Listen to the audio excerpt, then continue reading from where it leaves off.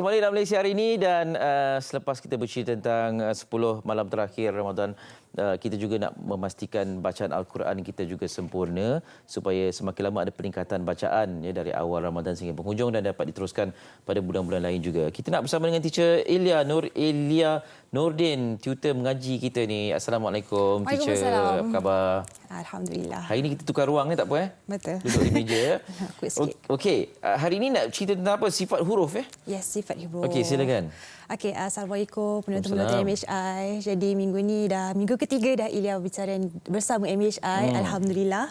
Okey, jadi hari ini Ilya akan kongsikan mengenai sifat-sifat huruf. Okey, pada minggu pertama Ilya memperkenalkan mengenai huruf-huruf hijaiyah, iaitu huruf-huruf yang digunakan di dalam Al-Quran.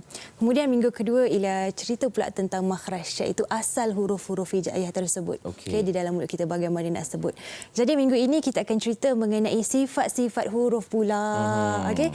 Jadi kita kalau nak fahamkan lagi macam mana betapa besarnya ataupun pentingnya makhraj ataupun huruf-huruf hijaiyah ni daripada bagaimana nama dia, asal dia. Dia macam orang jugalah.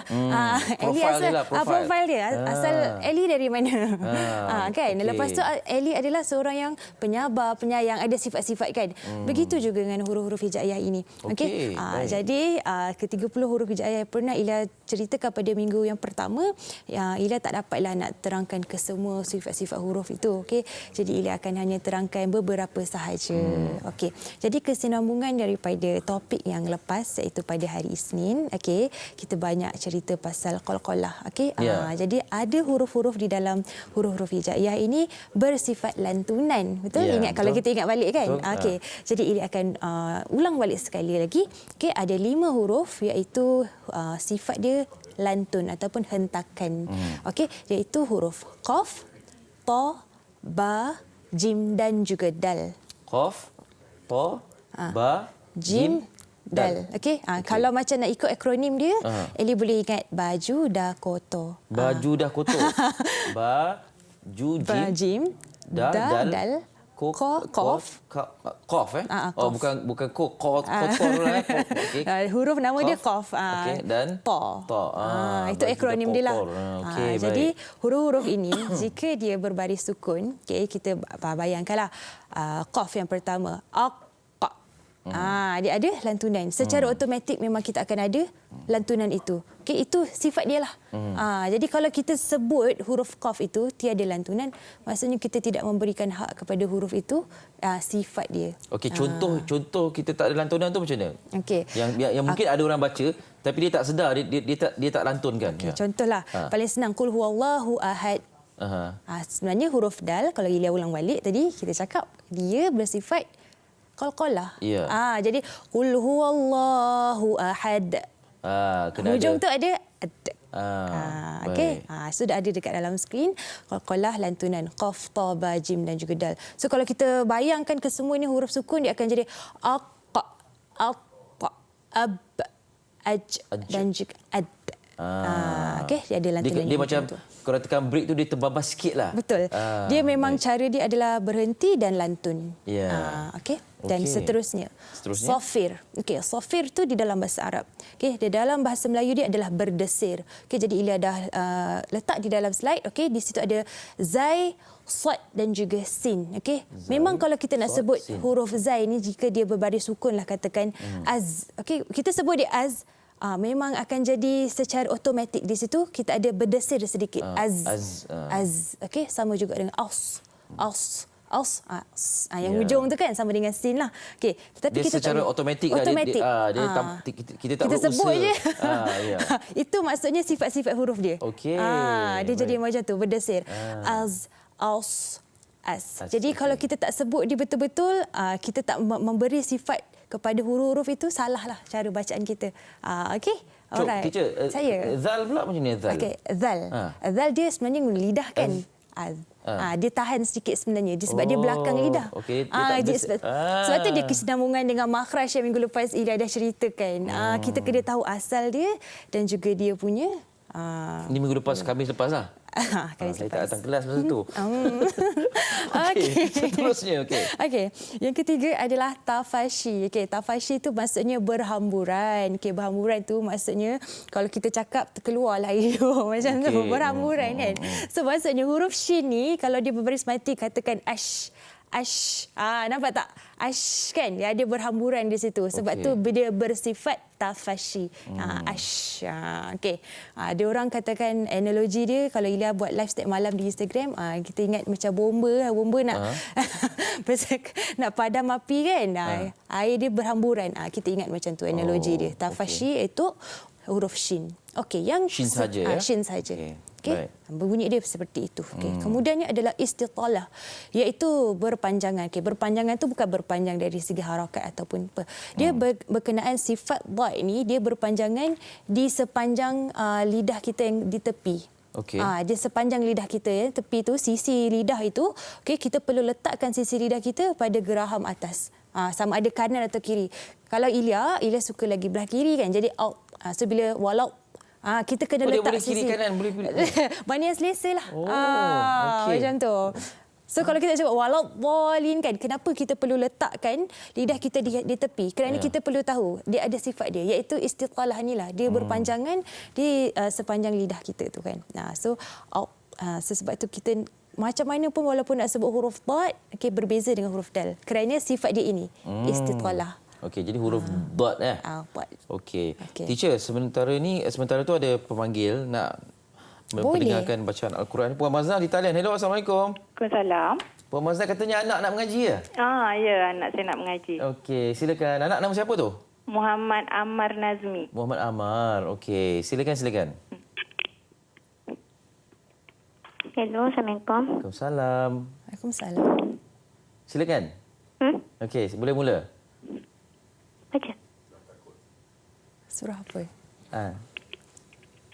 Nak baca surah apa ni? Ikhlas. Ya? Ikhlas. Al-Ikhlas. Okey, baik. Silakan. Boleh. Bismillah. A'udzu billahi minasy syaithanir rajim. Bismillahirrahmanirrahim. Qul huwallahu ahad. Allahus samad. Lam yalid wa lam yulad wa lam yakul lahu kufuwan ahad.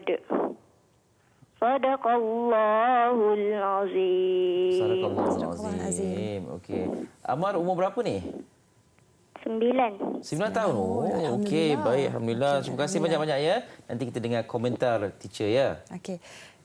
Terima kasih adik Ammar. Okey, teacher just nak cakap congratulations, tahniah kerana walaupun berumur 9 tahun tetapi apa yang teacher boleh dengar, makhraj huruf yang disebutkan oleh adik Ammar tadi semuanya alhamdulillah.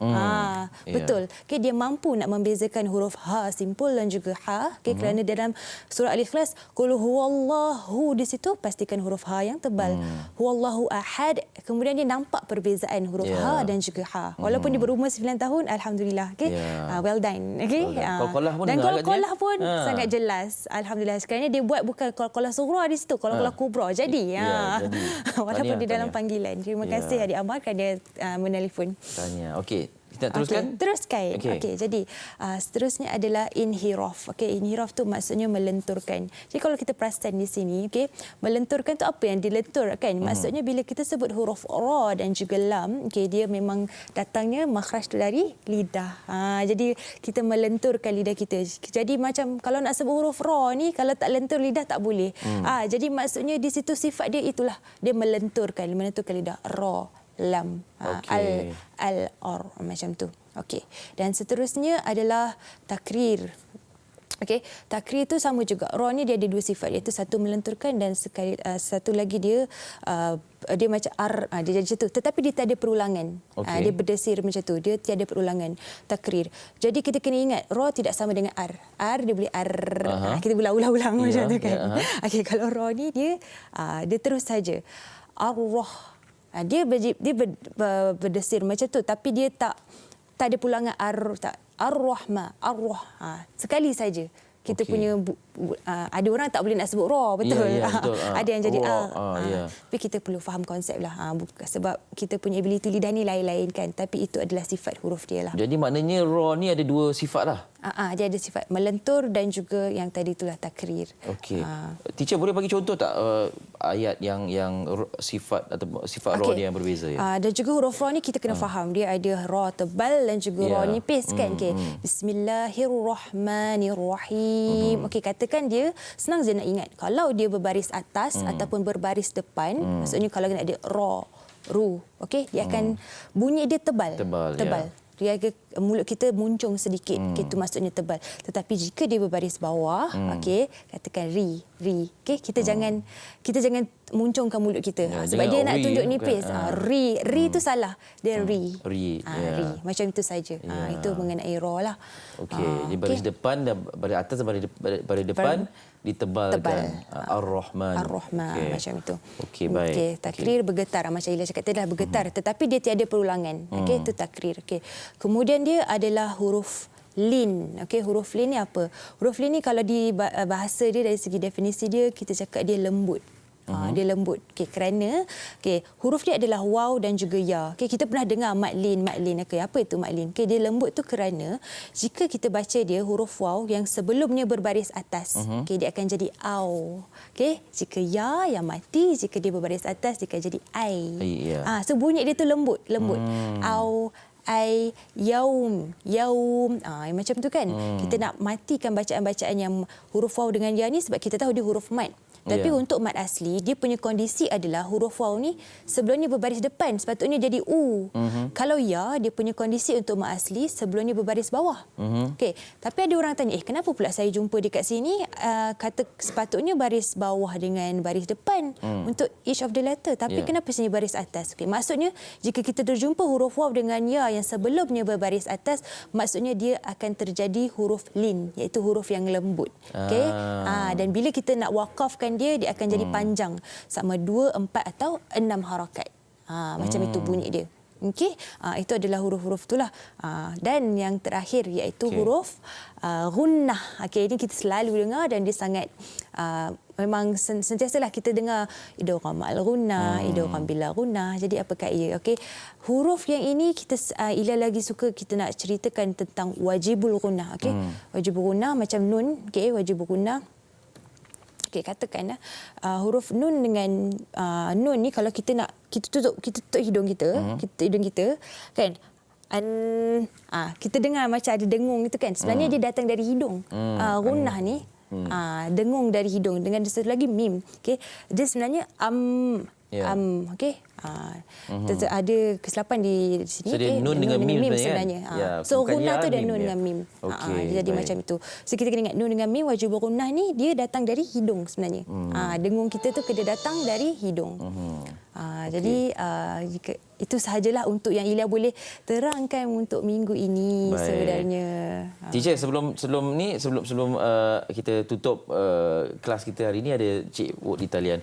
Telefon saya itu bunyi lain. Hello, Assalamualaikum. Waalaikumsalam warahmatullahi. Ya, apa khabar Cik Wot? Alhamdulillah. Terengganu di mana ni? Kemamang. Makan naik bak makan? Makan. Poster-poster. Okey. Silakan.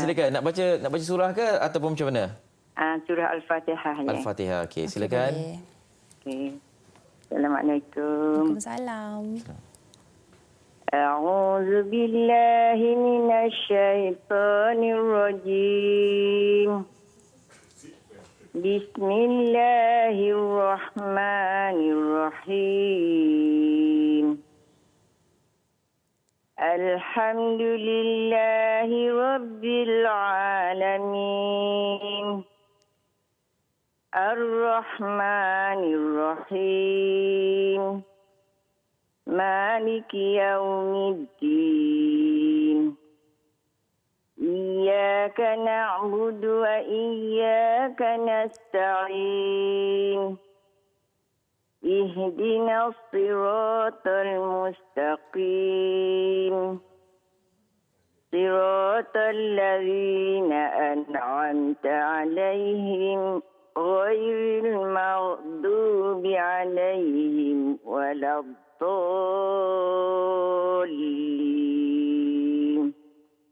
آمين. Amin. Okey, Cikgu terima kasih banyak ya. Sama. Assalamualaikum.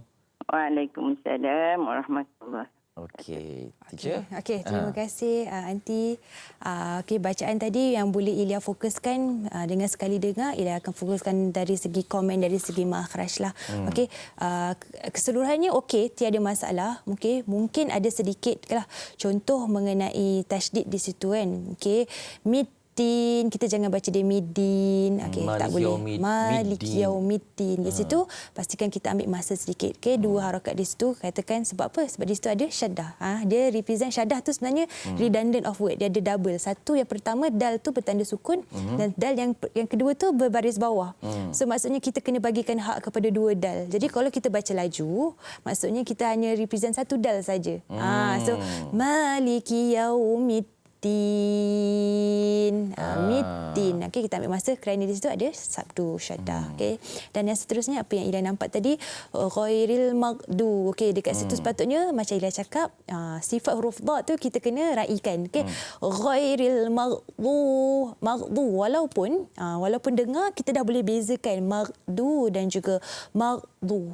Bila kita sebut dia dengan sifat dia, dengan makhraj dia yang betul, maka kita punya bacaan tu lagi cantik lah, lagi sempurna.